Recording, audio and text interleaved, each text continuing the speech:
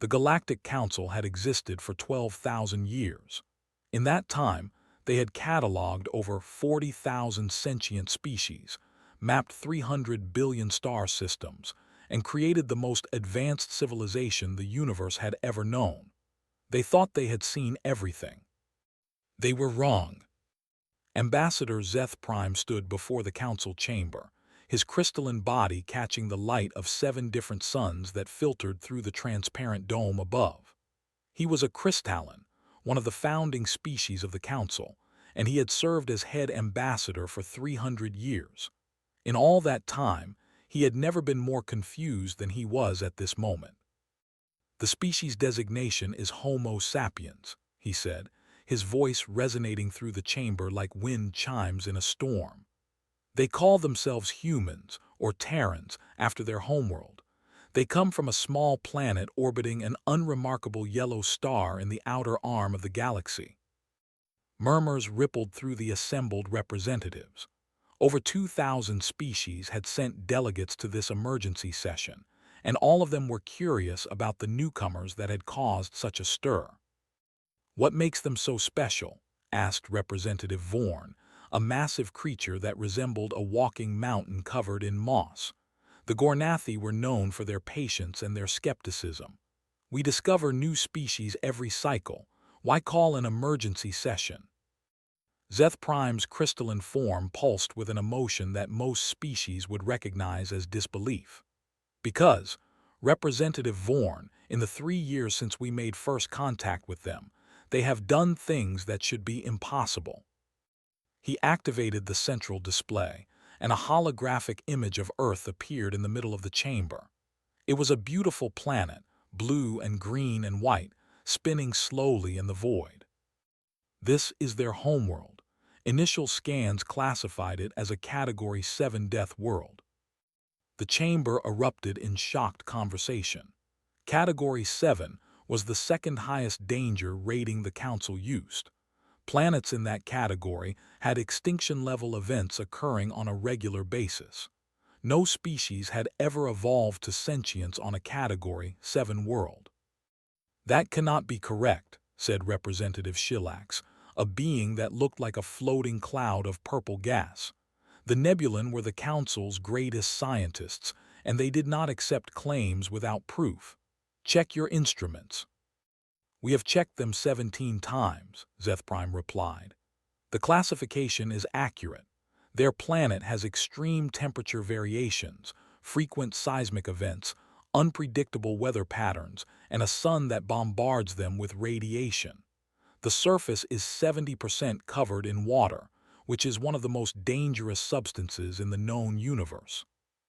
"Dihydrogen monoxide," Representative Shilax said, a ripple of fear passing through her gaseous form. "The universal solvent. It is lethal to 93% of known species." "Humans drink it," Zeth Prime said simply. The silence that followed was absolute. "They do not merely survive contact with dihydrogen monoxide," the ambassador continued. "They consume it, they bathe in it, they swim in large bodies of it for recreation. Their young are taught to do this from the earliest age." Representative Vorn made a sound like rocks grinding together, which was the Gornathi expression of disbelief. "Recreation. They enter bodies of this deadly substance for fun. That is the least of their recreational activities. They also climb mountains, jump from aircraft, explore deep caves, and deliberately place themselves in dangerous situations simply because they enjoy the challenge." Zeth Prime paused. "They have a saying, 'What does not kill them makes them stronger.'" "That is nonsensical," Representative Shilax said. "Damage causes damage. There is no mechanism by which harm could increase capability." "And yet," Zeth Prime said, "for humans it appears to be true. Their bodies have a remarkable ability to adapt and strengthen in response to stress. When their muscles are damaged through exercise, they grow back stronger. When their bones fracture and heal, they become denser. Their immune system, once it encounters a pathogen, creates defenses that last for the remainder of their lives." He changed the display to show a timeline of human history. But their individual resilience is not what concerns me. It is their collective resilience as a species. The timeline showed catastrophe after catastrophe. Ice ages that covered half their planet, volcanic eruptions that blocked out their sun, asteroid impacts that killed most life on their world, plagues that reduced their population by half, wars that destroyed entire civilizations. In the last 50,000 years alone, humans have faced 17 extinction-level events, Zeth Prime said. They survived all of them, not just survived. They came back stronger each time. He focused on a particular point in the timeline. 20,000 years ago, their population dropped to fewer than 10,000 individuals due to a sudden ice age. Any other species would have gone extinct. Humans did not merely survive. Within 10,000 years, they had spread across their entire planet and developed the beginnings of civilization. Perhaps they were lucky, Representative Vorn suggested, though his voice held less certainty than before.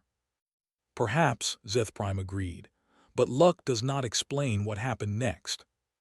He showed images of human achievements: stone tools, fire, agriculture, writing, mathematics, cities, medicine, flight, nuclear power, space travel. They developed all of this in less than 10,000 years. Most species take 100,000 years to progress from fire to flight. Humans did it in less than 10% of that time. Perhaps their intelligence is exceptionally high, Representative Shilax offered. No, we have tested them. Their average cognitive ability is within normal parameters for sentient species. They are not smarter than us. They are simply more determined.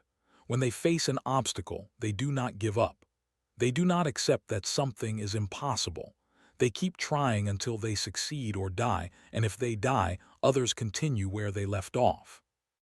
Zeth Prime deactivated the historical display and turned to face the council directly. His crystalline form flickered with colors that expressed deep concern. 3 years ago, we made first contact with the humans. We expected to guide them slowly into the galactic community, as we do with all new species. We expected to spend centuries teaching them our technology, our customs, our ways. He paused, and when he spoke again, his voice was heavy with a mixture of fear and admiration. In 3 years, they have learned more about our technology than we thought possible. They have established diplomatic relations with 47 council species. They have begun construction of their own interstellar fleet. And they have done all of this while dealing with a plague that killed millions of their people, economic crises that should have collapsed their civilization, and political conflicts that threatened to tear them apart. They did not merely survive these challenges, he concluded. They used them as motivation. Each crisis made them work harder, innovate faster, and push further. This is why I called this emergency session, not because humans are a threat, but because they represent something we have never encountered before. He looked out at the assembled representatives, his crystalline eyes reflecting the light of 7 suns. We have always believed that resilience had limits, that there was a point at which any species would break. We were wrong. Humans do not break. They bend, they adapt, they suffer, and they endure. And then they come back stronger than before. This council must decide what to do with a species that cannot be stopped by catastrophe, cannot be discouraged by failure, and cannot be contained by any obstacle we have ever known. The chamber fell silent as 2,000 species contemplated the implications of what they had just heard. In a small ship orbiting the council station, a human delegation waited to be called before the assembly. They had no idea what was being said about them. They were simply excited to meet their new galactic neighbors and confident that whatever challenges lay ahead, they would find a way to overcome them. They always had before.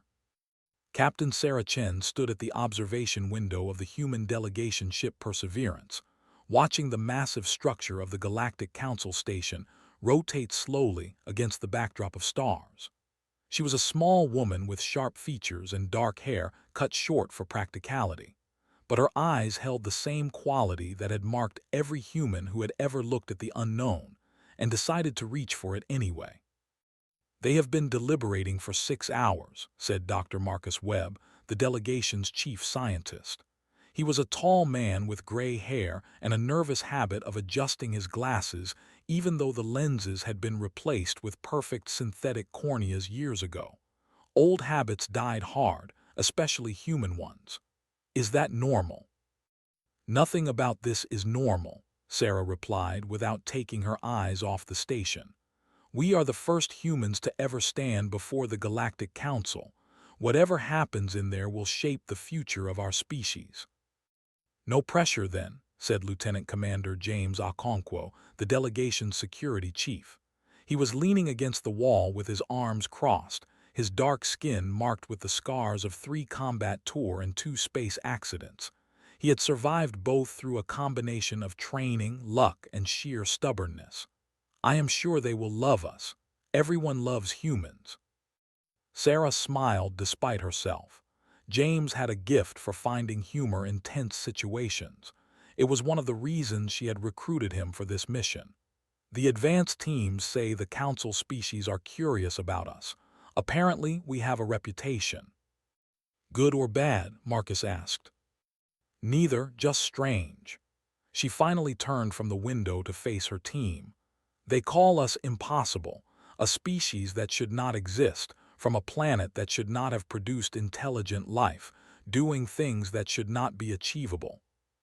"Sounds about right," James said with a shrug.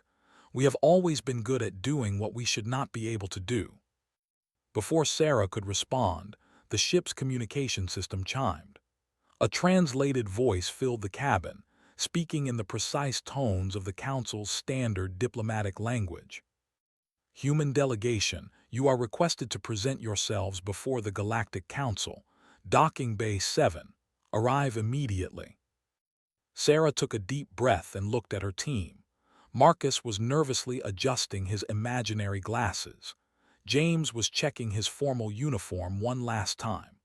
Behind them, the other 5 members of the delegation were gathering their materials and preparing themselves for the most important meeting in human history. "Whatever happens," Sarah said, "remember who we are and what we represent. We are not here to impress anyone. We are here to introduce ourselves and find our place in this community. Be honest, be respectful, and be human." She smiled. That has always been enough before. The walk from the docking bay to the council chamber took them through corridors filled with species they had never seen before. There were beings made of light, beings made of crystal, beings that floated on gas clouds, and beings that crawled on dozens of legs. Some looked at the humans with curiosity. Others looked at them with something that might have been fear. Sarah kept her head high and her pace steady. She had learned long ago that confidence was sometimes more important than competence, and right now, she needed to project both. The council chamber itself was overwhelming. A massive dome stretched high above them, transparent to the light of multiple suns. Tiers of seating rose on all sides, filled with representatives of more species than Sarah could count. At the center of the chamber, a single platform awaited the human delegation. Ambassador Zeth Prime met them at the entrance. His crystalline body was beautiful and alien, reflecting colors that shifted with his emotions. Sarah had studied the crystalline color meanings before the mission, and she recognized the pale blue flickering through his form as curiosity mixed with caution. "Captain Chen," he said, his voice like music, "thank you for coming. The Council is eager to hear from you directly." "We are honored to be here, Ambassador," Sarah replied. "Humanity has dreamed of this moment for generations." They walked to the central platform together, and Sarah felt the weight of thousands of eyes upon her. Some were eyes as she understood them. Others were sensory organs that detected light, heat, electromagnetic fields, or things she could not begin to comprehend. All of them were watching, waiting, judging. Zeth Prime took his place at the speaker's podium and addressed the assembly. "Honored representatives, I present to you the delegation from Earth. Captain Sarah Chen will speak on behalf of the human species." Sarah stepped forward. The platform beneath her feet was smooth and warm, and she realized it was designed to adapt to the comfort needs of whoever stood upon it. A small gesture of hospitality that spoke volumes about Council civilization. "Thank you, Ambassador Zeth Prime," she began. "And thank you to the Council for this opportunity. I know that our arrival has caused some concern. We are a young species, and we have much to learn about the galaxy we now find ourselves part of." She paused, gathering her thoughts. She had prepared a speech, but standing here, looking out at the assembled representatives of a civilization that had existed for 12,000 years, the words she had practiced seemed inadequate. "I could tell you about human history," she continued, "about the challenges we have faced and overcome, about the wars we have fought and the peace we have built, about the discoveries we have made and the mysteries that still call to us. But I think you already know these things. I think that is why you are curious about us." She smiled, and it was a genuine expression, not a diplomatic mask. "What I can tell you is why we are here. We are here because we looked up at the stars and wondered what was out there. We are here because we refused to accept that the universe was too big, too dangerous, or too unknown for us to explore. We are here because giving up is not something humans do." A murmur ran through the chamber, and Sarah caught flickers of color and movement among the various species that might have been agreement, surprise, or something else entirely. "We know we have a reputation for resilience," she said. "We know you call our planet a death world and wonder how we survived on it. The truth is, we do not know either. We just did what we had to do. We adapted. We learned. We helped each other. And when things got hard, we did not give up." She looked directly at Zeth Prime, whose crystalline form was now pulsing with a soft golden light that she recognized as respect. "We are not here to cause problems for the Council. We are not here to prove ourselves better than anyone else. We are here because we believe that together we can accomplish more than we ever could alone. That is what we learned on our death world. When the challenges are great, the only way to survive is to work together.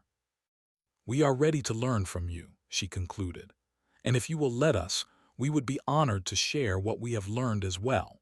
Not because we think our way is the best way, but because we believe that every perspective has value. Every species has something to offer, and the challenges that lie ahead will require all of us working together." She stepped back from the podium, and for a moment the chamber was silent. Then from somewhere in the upper tiers a sound began. It was soft at first, almost imperceptible, but it grew quickly. Different species expressed approval in different ways, and the chamber was filled with a symphony of sounds, lights, colors, and movements that all meant the same thing. The humans were welcome. Ambassador Zeth Prime stepped forward, his crystalline form now brilliant with the golden light of genuine admiration. "Captain Chen, on behalf of the Galactic Council, I welcome humanity to our community. We look forward to learning from you, and we hope that you will learn from us as well." Sarah felt tears prick at her eyes, but she blinked them away. There would be time for emotion later. Right now, she had a species to represent. "Thank you, Ambassador," she said. "This is the beginning of something wonderful." She had no way of knowing how soon that statement would be tested, or how much the galaxy would come to depend on the very resilience that had brought humanity to the stars. 3 years after humanity's acceptance into the Galactic Council, the first reports came from the Outer Rim. Ships were disappearing. Entire colonies were going silent. Something was coming, and it was unlike anything the galaxy had ever seen. Captain Sarah Chen, now Admiral Chen, stood in the war room of Earth's orbital command station, studying the holographic map that showed the spread of destruction. Red markers indicated lost colonies, missing ships, and communication blackouts. The red was spreading like a disease, consuming system after system. "What do we know?" she asked, her voice calm despite the fear that churned in her stomach. Dr. Marcus Webb, now chief science advisor to Earth's united government, pulled up the latest intelligence reports. His hair was completely white now, and the nervous habit of adjusting his glasses had been replaced by a habit of rubbing his temples when he was worried. He was rubbing them now. "We have received reports from 17 different species," he said. "All of them describe the same thing. Massive ships, thousands of kilometers long. They do not communicate. They do not negotiate. They simply arrive, harvest all resources including the population, and move on." "Harvest?" James Okonkwo asked. He was now General Okonkwo, commander of Earth's defense forces, and his scars had multiplied over the years. "What do you mean, harvest?" "I mean they take everything," Marcus replied grimly. "Mineral deposits, water, atmosphere, and people. Living beings are collected along with everything else. We do not know what happens to them, but the survivors report seeing harvesting beams that pull entire cities into the sky." Admiral Chen studied the map, her mind racing through scenarios and possibilities. "How fast are they moving?" "At current speed, they will reach Council core worlds in 18 months, Earth in 2 years. "And what is the Council doing about it?" Marcus hesitated before answering. "The Council has called for a unified response, but the truth is they are panicking. Most Council species have never faced an existential threat. Their civilizations have been stable for thousands of years. They do not know how to fight something like this." Admiral Chen nodded slowly. She had suspected as much. The Galactic Council was a marvel of cooperation and diplomacy, but it had been built during peacetime. War, real war, was something most Council species had forgotten how to wage. "What about their military?" General Okonkwo asked. "Outdated. The Council peacekeeping forces are designed to handle small conflicts between member species. They have never faced an invasion of this scale." Admiral Chen turned away from the map and looked out the window at Earth below. Her homeworld, spinning blue and green and white in the endless dark. Billions of people going about their lives, unaware that extinction was approaching. "Then we will have to help them," she said. "Admiral," Marcus said carefully, "with respect, humanity's fleet is still small. We have been members of the Council for 3 years. Our technology is advancing rapidly, but we cannot match the resources of species that have had thousands of years to build their civilizations." "No," Admiral Chen agreed, "but we have something they do not." She turned back to face her team, and her eyes held the same fire that had marked every human who had ever faced impossible odds and refused to surrender. "We have experience. Every challenge humanity has ever faced has been an existential threat. Ice ages, plagues, wars, natural disasters. We have stared extinction in the face more times than we can count, and we are still here. The Council species have forgotten how to fight for survival. We have never had the luxury of forgetting." She activated the communication system. "Get me Ambassador Zeth Prime. It is time to remind the galaxy why they call us the most resilient species ever." The meeting with the Council was held on the station where humanity had first been welcomed into the galactic community. But the mood was very different now. The chamber that had once been filled with curiosity and hope was now heavy with fear. Ambassador Zeth Prime's crystalline form was dark with anxiety, the colors shifting rapidly in patterns that Sarah recognized as barely controlled panic. Around him, representatives of hundreds of species sat in various states of distress. Some were trembling. Others had withdrawn into protective shells or cocoons. A few had simply stopped moving, their minds overwhelmed by the magnitude of the threat.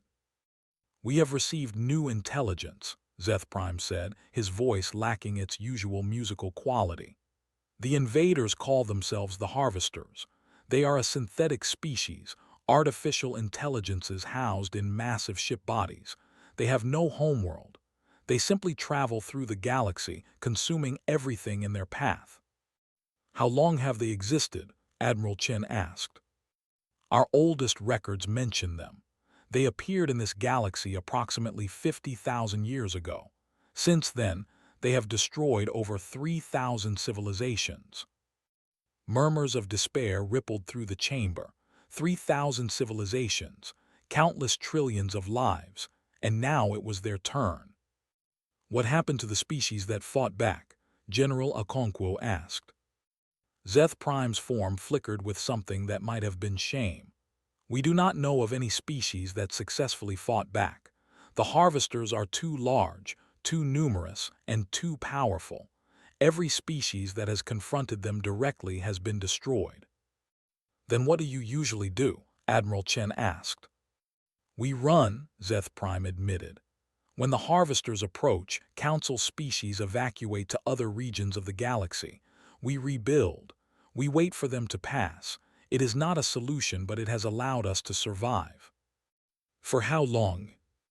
The last harvester incursion was 8,000 years ago. They consumed approximately 12% of Council territory before moving on to another galaxy. Admiral Chen absorbed this information in silence.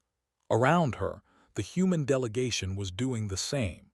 She could see the calculations happening behind their eyes, the same calculations she was making herself. 12% of Council territory, she said finally. How many species is that? 473 species were completely destroyed. Another 218 were reduced to remnant populations that eventually merged with other cultures. Zeth Prime's voice was heavy with ancient grief. We have records of their names, their cultures, their achievements. It is all that remains. And you think that running is the best option again? It is the only option that has ever worked. Admiral Chen stood up. The motion drew every eye in the chamber to her, and she felt the weight of expectation settle on her shoulders. But she had carried heavy burdens before. This was just one more. With respect, Ambassador, that is not true, she said. It is not the only option that has worked. It is the only option you have tried.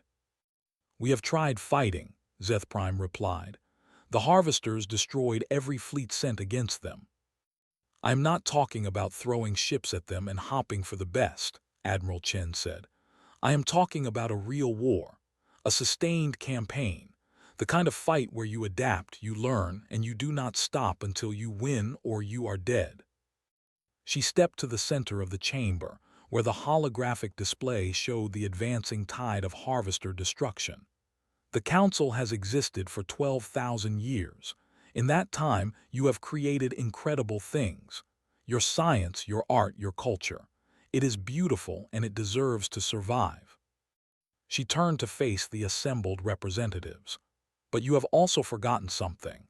You have forgotten what it means to truly fight, to face something that seems impossible to defeat and refuse to give up anyway, to lose again and again and still keep trying. Humans have not forgotten. We cannot forget because for us, every challenge is a fight for survival. We have never had the luxury of running. Our planet is too harsh, our history too violent, our nature too stubborn. When we face a threat, we fight. And when we lose, we learn. And then we fight again. She pointed at the map, at the red tide of destruction. The harvesters are powerful. They have destroyed thousands of civilizations. But they have never faced anything like us. They have never faced a species that simply refuses to stop fighting. I am not asking the Council to follow humanity into a war you do not believe you can win. I am asking you to give us a chance to show you what resilience really means. Support us, and we will find a way to stop them. Not because we are stronger or smarter or more advanced, but because giving up is not something we know how to do. The chamber was silent. Ambassador Zeth Prime's crystalline form was cycling through colors so rapidly that Sarah could not read them. Around the chamber, species that had never faced true adversity were contemplating what it would mean to stand and fight. Finally, Zeth Prime spoke. What do you need? Admiral Chen smiled, and it was the smile of someone who had just been given permission to do what they would have done anyway. Everything you have got. The first battle against the harvesters was a disaster. The combined fleet of Council and human ships met the invaders at a system called Vel Prime, and within 6 hours, 70% of the fleet was destroyed. Admiral Chen watched from the bridge of her flagship, the UES Determination, as ship after ship was torn apart by harvester weapons. The enemy was exactly as the intelligence had described: massive ship beings kilometers long, their hulls bristling with weapons that seemed to fire in all directions at once. Every tactic the fleet tried was countered instantly. Every formation was broken before it could form. "Admiral, we need to retreat," her tactical officer said, his voice steady despite the carnage unfolding on the screens around them. "We cannot win this fight." "I know," Admiral Chen replied. "All ships fall back to Rally Point Gamma. Protect the evacuation transports at all costs." The retreat was orderly but devastating. More ships fell as they covered the escape of the civilian transports carrying refugees from the system. By the time the surviving fleet reached safety, they had lost 80% of their forces. In the aftermath, many Council species called for the abandonment of the defensive strategy. Ambassador Zeth Prime delivered the message personally, his crystalline form dark with grief. "The Council believes that further military action is futile," he said. "They are preparing evacuation plans for the core worlds. They thank humanity for your courage, but they do not believe that courage alone can stop the harvesters." Admiral Chen listened in silence. She had expected this. After a defeat like Vel Prime, despair was natural. It was human nature too. She had felt it herself, watching her ships burn and her people die. But despair was not the same as surrender. "What did we learn?" she asked. Zeth Prime blinked, a gesture of confusion that transcended species. "Learn." "From the battle, what did we learn about the harvesters, their tactics, their weapons, their weaknesses?" The ambassador's form flickered with uncertainty. "We learned that they are powerful, that they cannot be stopped." "That is not what I asked." Admiral Chen pulled up the battle data on the main display. "Look at this. Their weapons are powerful, but they have a maximum rate of fire. Their shields are strong, but they have to be dropped to harvest resources. Their coordination is perfect, but they react to threats rather than anticipating them." She highlighted specific moments in the battle record. "Here, when our fighters made their attack run, the harvesters did not respond until the fighters actually fired. And here, when the Gornathi cruisers tried to ram, the harvesters moved aside rather than destroying them at range. They are efficient, but they are not creative. They follow patterns." "And we can exploit those patterns," General Okonkwo added, stepping forward. His arm was in a sling from a wound he had received when his section of the ship took damage, but his eyes were sharp. "They beat us because we fought the way we always fight. If we change our tactics, use strategies they have never seen before, we might be able to find weaknesses they do not know they have." Zeth Prime's form was beginning to show traces of gold, the color of cautious hope. "You truly believe you can defeat them?" "I believe we can learn to defeat them," Admiral Chen said. "Every battle teaches us something. Every defeat shows us what does not work. Eventually, we will find what does." "And how many defeats will it take? How many lives?" Admiral Chen met his eyes steadily. "As many as necessary. That is what resilience means. It is not about winning every fight. It is about getting up after every loss and trying again." The next battle was at a system called Horizon's Edge. The human fleet, reinforced by volunteers from 17 Council species who had chosen to fight rather than run, implemented new tactics based on what they had learned at Vel Prime. They lost 60% of their forces, but they also destroyed 3 harvester ships, the first confirmed kills in the entire war. The battle after that was at Starfall Station, a major trading hub that the Council had written off as lost.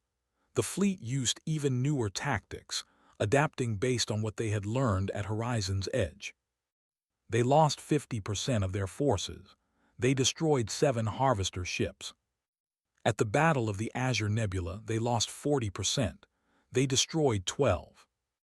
At Titan's Rest, they lost 30%. They destroyed 20. With each engagement, the human commanders learned. They studied every recording, analyzed every tactic, and developed new strategies. They found ways to exploit the harvesters' patterns, to force them into situations where their efficiency became a weakness. They trained constantly, preparing for each battle as if it would be the last. Other species began to notice. The Gornathi, who had initially dismissed humans as too small to be effective warriors, sent their best fighters to learn human tactics. The Nebulan, with their scientific expertise, helped develop new weapons designed specifically to counter harvester defenses. The Crystalline contributed their knowledge of energy manipulation to create shields that could withstand harvester attacks. Slowly, the alliance grew. Species that had planned to run saw that fighting was possible. Species that had given up hope saw that hope could be earned. The tide of red on the galactic map stopped spreading and began, almost imperceptibly, to recede. 1 year into the war, Admiral Chen stood before the Council again. Behind her, the map showed something that had never been seen before: harvester territory being pushed back. "We have not won yet," she told the assembled representatives. "The harvesters are still out there. They are still dangerous. But for the first time in galactic history, they are losing." She highlighted the worlds that had been liberated, the systems that had been saved. "This is what resilience looks like. Not victory without cost, but victory through persistence. We have taken their best shots and we are still standing. And now we are hitting back." The chamber erupted in the sounds of approval from 100 different species. But Admiral Chen held up her hand for silence. "I said we have not won yet, and I meant it. The harvesters will adapt. They will change their tactics, find new ways to attack us. This war is not over." She looked out at the representatives, at the species who had gone from despair to hope, because humans had showed them how to fight. "But we will adapt too. We will learn. We will get knocked down and we will get back up, because that is what we do. That is what we have always done. And that is why, no matter what the harvesters throw at us, we will never stop fighting. Not until the last one of them is destroyed. Not until every species they have threatened is safe. Not until the galaxy knows, once and for all, that there is no force in the universe that can break the spirit of those who refuse to give up." General Okonkwo stepped forward, his scars a testament to every battle he had fought and survived. "The humans have a saying," he said. "Fall 7 times, stand up 8. We have fallen more than 7 times in this war, but we are still standing, and we will keep standing until this fight is finished." The chamber erupted again, and this time Admiral Chen let the celebration continue. They had earned it. But even as she smiled and accepted the congratulations of species from across the galaxy, her mind was already planning the next battle, the next campaign, the next step in a war that was far from over. Because that was what it meant to be human. That was what it meant to be resilient. And she would be dead before she let the harvesters prove otherwise. The final battle of the Harvester War took place in a system that had no name, only a number in ancient stellar catalogs. It was here that the last Harvester fleet had gathered, their massive ship bodies forming a wall of metal and malice that stretched across the void. 3 years had passed since the first disastrous engagement at Vel Prime. In that time, the war had transformed both the galaxy and humanity's place in it. What had begun as a desperate last stand had become a systematic campaign of liberation, and the species that had once prepared to run now stood ready to fight. Admiral Chen, her hair now completely gray but her eyes still burning with the same fire, stood on the bridge of the UES Resilience, the flagship that had replaced the Determination after it fell protecting a refugee convoy. Around her, the Allied fleet gathered, a force that represented every fighting species in the Council. "Status report," she said quietly. "All ships in position, Admiral," her tactical officer replied. "The harvesters have not moved. It appears they are waiting for us. They know this is the end, one way or another." Admiral Chen studied the enemy formation on the holographic display. "They have never faced a force like this before. They have never seen what happens when the galaxy stops running and stands together." General Okonkwo, who had refused retirement despite his age and his injuries, stood beside her. "The latest intelligence suggests they are confused. Our tactics do not match anything in their database. They cannot predict what we will do next." "Good, let us keep it that way." Admiral Chen opened a channel to the fleet. "All ships, this is Admiral Chen. You know why we are here. For 3 years we have fought these things. We have lost friends, family, and homeworlds.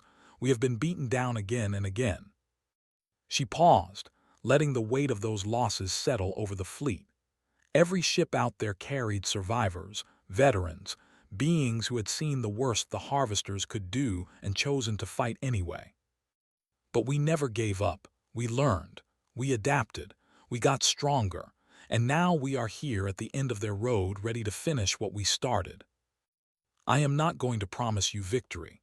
I am not going to tell you that everyone is coming home. War does not work that way. But I am going to promise you this. Whatever happens today, the galaxy will never forget what we did here. They will never forget that when extinction came calling, we answered with everything we had. For the fallen, for the survivors, for everyone who refused to surrender, today we end this." The fleet surged forward, and the final battle began. It was the largest engagement in the history of the Galactic Council. Thousands of ships on each side, weapons that could sterilize worlds, strategies that had been refined through years of brutal experience. The void filled with fire and light and death, and for hours the outcome hung in the balance. The humans fought with the creativity that had become their trademark. They used tactics that no algorithm could predict, strategies that emerged from intuition and desperation, and the simple human refusal to accept defeat. When one approach failed, they switched to another. When their ships were damaged, they found ways to keep fighting. When their commanders fell, others stepped up to take their place. The allied species fought alongside them, having learned the same lessons that humans had always known. The Gornathi absorbed damage that would have destroyed lesser ships and kept advancing. The Nebulan disrupted harvester communications with scientific brilliance born of desperation. The Crystalline focused their light in ways that turned their bodies into living weapons. And slowly, impossibly, the harvester line began to break. Admiral Chen watched as the enemy ships, those ancient machines that had destroyed thousands of civilizations, started to fragment. Their perfect coordination dissolved into chaos as the Allied fleet exploited every weakness, every opening, every moment of confusion. "Press the attack," she ordered. "Do not give them time to recover." The fleet surged forward, and the slaughter began. Ships that had once seemed invincible were torn apart by weapons designed specifically to counter them. The harvesters, facing opponents who simply would not stop, began to retreat for the first time in their 50,000-year existence. But retreat was not enough. Admiral Chen knew that if any significant force escaped, they would rebuild. They would return. The cycle would continue. "All ships," she said, her voice hard with determination, "pursue and destroy. Leave nothing behind." The hunt lasted for 6 hours. Every escaping harvester was tracked down and eliminated. Every attempt to flee was countered. The Allied fleet, battered and bleeding but unbroken, finished what humanity had started 3 years ago. When the last harvester fell silent, drifting dead in the void, the fleet stopped. For a long moment, no one spoke. The weight of what they had accomplished was too great for words. Then, from somewhere in the fleet, a single human voice broke the silence. It was a pilot, his ship barely holding together, but his voice was strong. "We did it. We actually did it." The cheering started slowly and built to a roar that crossed species boundaries and filled every channel. Beings who had never expected to survive were celebrating the impossible victory. The Harvesters, the ancient destroyers that had been the galaxy's nightmare for 50,000 years, were gone. Admiral Chen allowed herself a moment to feel the relief, the joy, the pride. Then she straightened and opened a channel to the fleet. This is Admiral Chen. What we have accomplished today will be remembered forever. But our work is not done. There are worlds to rebuild, people to find, a galaxy to heal. She paused, looking out at the debris field that had once been an enemy fleet. The Harvesters are gone, but the lessons we learned fighting them should never be forgotten. We won because we refused to give up. We won because we learned from our failures. We won because we stood together when it would have been easier to run. These are the things that define us now, not our species or our homeworlds, but our choices. We chose to fight. We chose to hope. We chose to believe that the impossible was just something that had not been done yet. Never forget that choice. Never forget what we are capable of when we stand together. And if the galaxy ever faces another threat like this, never forget that we have done the impossible before. We can do it again. The fleet began its long journey home. Throughout the galaxy, news of the victory spread, and celebrations erupted on 1,000 worlds. Species that had given up hope learned that hope had been earned. Children who had been born during the war would grow up in a galaxy free from the Harvester threat. And everywhere, in every language and every culture, one truth was repeated. The humans had shown them the way. The impossible species from the impossible world had taught the galaxy what resilience really meant. 1 month after the final battle, a ceremony was held at the Galactic Council to commemorate the victory and honor the fallen. Admiral Chen stood before the assembly one last time, wearing her dress uniform and carrying the weight of all the lives lost and saved. Ambassador Zeth Prime, his crystalline form brilliant with every color of joy and gratitude, presented her with the Council's highest honor, the Star of Eternal Light, awarded only to those who had changed the course of galactic history. "You asked us to give you a chance," he said, his voice filling the chamber. "We gave you a chance, and you gave us our future. There are no words sufficient to express what you and your species have done." Admiral Chen accepted the honor with grace, but when she spoke, her words were not about victory. "The stars I wear are not mine," she said. "They belong to everyone who fought, everyone who died, everyone who refused to give up even when giving up seemed like the only option." She looked out at the assembled representatives, at the species who had learned to fight alongside humanity. "We won this war together, and we will face whatever comes next together.